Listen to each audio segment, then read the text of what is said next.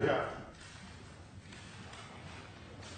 The question is that this bill now be read a second time. I call the member for Bougainville. Thank you, Mr Speaker. I'm listening to the Labor movement speak about small business sanctimoniously reminds me of that great saying under the Keating government: how do you start a small business under Labor? You buy a big one. Mr Acting Speaker, the small business sector is one of the state's most dynamic sources of economic growth and employment.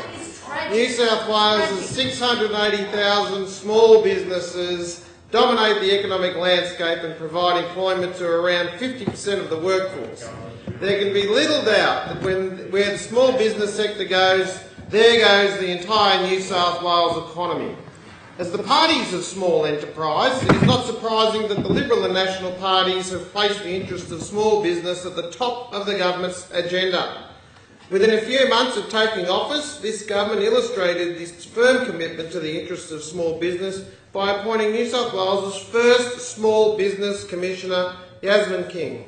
This bill builds on the government's commitment to small business and is the natural step in the evolution of the Office of Small Business Commissioner. This bill creates a solid legislative framework for the Small Business Commissioner and which will give small businesses certainty as to the Commissioner's functions and objectives. Of particular importance is the fact that the Small Business Commissioner will be a statutory officer.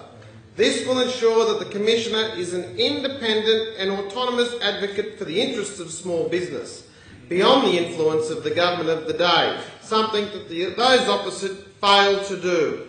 It is also to bring New South Wales into alignment with other Australian jurisdictions who also have small business commissioners. It is essential as small businesses need to be certain that the Small Business Commissioner is serving their interests and that not of those of an external party. Only a genuinely independent Small Business Commissioner will be able to retain the confidence of the small business sector over the long term.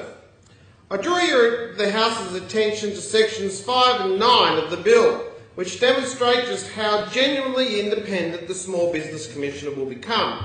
Section 5 clearly outlines that the Commissioner will not be subject to the control of direction of the Minister in relation to the Commissioner's core functions.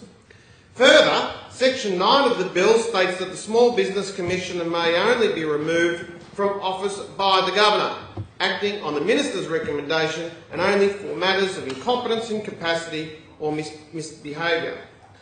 Beyond enshrining the Small Business Commissioner's independence of legislation, the bill also clearly outlines the Commissioner's functions, responsibilities and powers. Broadly, the Small Business Commissioner is to be the champion of the interests of small business within the government, while also proving valuable support to the sector. One of the principal functions of the Small Business Commissioner will be to receive and investigate complaints made by small businesses relating to unfair treatment, an unfair practice of matters that relate to the public interest regarding small business. The Commissioner is tasked with conducting such investigations in a neutral, independent and objective manner, which is completely appropriate. Order. It being 4:30 p.m, debate is interrupted.